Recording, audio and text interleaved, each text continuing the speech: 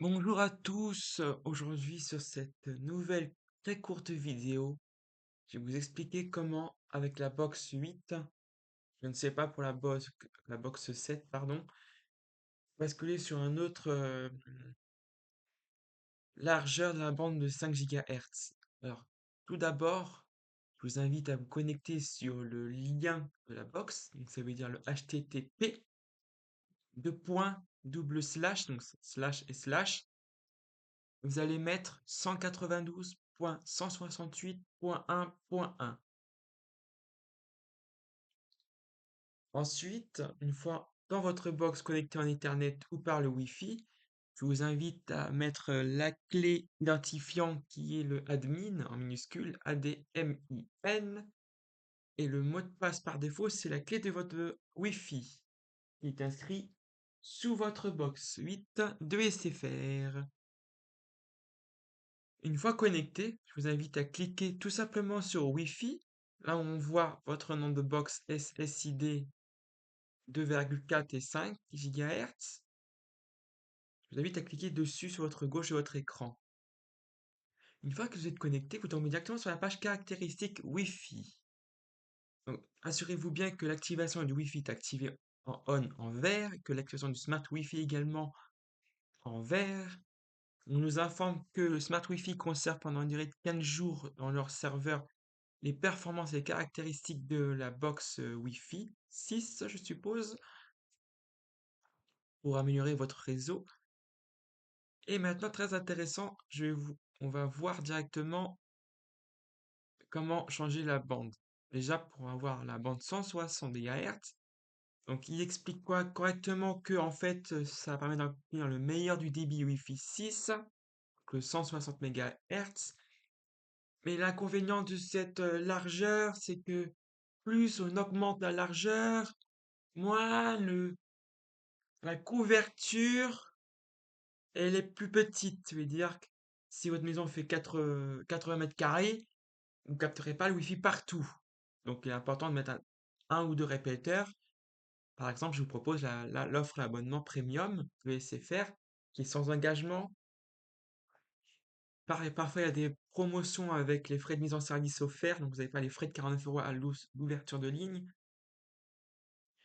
Cela permettra justement de répartir votre Wi-Fi partout chez vous avec la bande 160 MHz. Vous avez le 80 MHz qui est plutôt moyen. Donc vous n'aurez pas un débit à 1600 mégabits. Mais vous aurez entre 400 minimum, je pense, et vers 800, 700, 900. Voilà, pas plus, environ.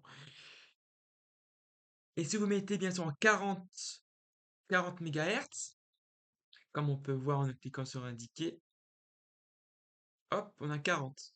Le 40, alors c'est quand même le débit un peu plus petit. Ça ressemble à du 2,4 GHz. On est sur du 40. On va sur du débit entre 100 minimum. Je dis vraiment quand c'est minimum, c'est vraiment le minimum, hein.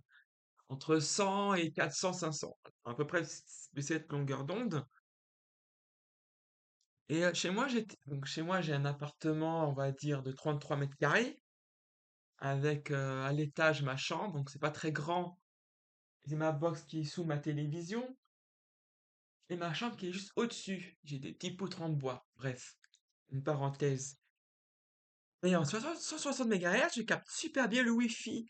Et je trouve que la box 8 de SFR est incroyable. Après, il y a beaucoup de personnes qui sont sous du 80 MHz, ils captent mal. Donc vous pouvez mettre en 40 si vous voulez mettre moins de débit, mais avoir plus de couverture partout. Ou mettre sur 80 en standard avec un répéteur. Ou si vous préférez 160, deux répéteurs. Et 160, c'est idéal parce que c'est un débit, comme je le répète, c'est un débit qui va super court, très très court, mais avec un beaucoup de débit. Par contre, si vous êtes sensible au débit aux ondes magnétiques, je recommande de mettre du 40. T'as moins d'ondes, t'as moins de débit. Et voilà, par contre, j'ai remarqué qu'en 160 MHz, alors le débit en réception, il est énorme, parce qu'on peut atteindre jusqu'à 2 gigabits, ou pour les abonnements à 8 gigabits symétriques, vous voulez avoir bien plus que 2 gigabits, je pense, j'espère. Et, euh, et voilà. Donc, je vous recommande bien sûr les 160 avec l'offre premium, ou avec un répéteur en offre power, avec un répéteur à 80 MHz si vous voulez. Et si vous êtes en 40, voilà, 40 c'est pas mal, avec un ou deux répéteurs c'est aussi excellent. Voilà. Une fois que vous cliquez sur le Wi-Fi, hop, reste plus qu'à mettre sauvegarder ici là. Et d'ici 2 minutes, le Wi-Fi va redémarrer dans votre box. Donc il y aura une petite coupure de Wi-Fi sur votre ordinateur, votre tablette ou votre smartphone, ou votre console de jeux vidéo. Et d'ici 2 minutes max, la connexion va se reconnecter et vous pourrez faire des tests de débit sur NPerf, sur le site sfr.fr avec NPerf. Et je vous rappelle que mobilité 4G, 5G, SFR est premier 2 fois consécutif dans ces tests de débit, tests de connexion 4G, 5G. Pour la box, je ne sais pas du tout. Malgré la chute du client chez SFR, la seule contrainte, il y en a beaucoup qui le disent, c'est le service client. En cas d'instabilité de ligne, on ouvre pas des tickets interopérateurs auprès de Orange en tant que fibre optique ou auprès de Covage, auprès d'Altitude Infrastructure, auprès de Free opérateur d'infrastructure, du XP Fibre, de Debitex, de d'autres filiales, d'autres entreprises de fibre optique qui déploient dans les parties communes, dans les paliers d'immeubles. Tout cela, c'est aux opérateurs commerciaux d'ouvrir un ticket pour vite réparer la fibre de manière durable. Enfin, je répète une dernière fois, pour un déploiement de fibre optique garanti, il faut absolument que chaque adresse soit référencée sur adresse au pluriel .data.fr par votre mairie et transmettez le certificat d'adressage avec le point cadastre à l'opérateur d'infrastructure en indiquant le nombre de boîtes à lettres ou le nombre de logements dans votre immeuble. Si vous êtes dans un pavillon, c'est ce que je viens de dire juste avant, pardon. Et si vous êtes en immeuble ou en appartement, vous avez une convention à remplir auprès du syndic ou du gestionnaire d'immeuble, donc syndic bailleur, auprès de l'opérateur qui départ la fibre d'ici 6 mois à 9 mois, 12 mois. Voilà.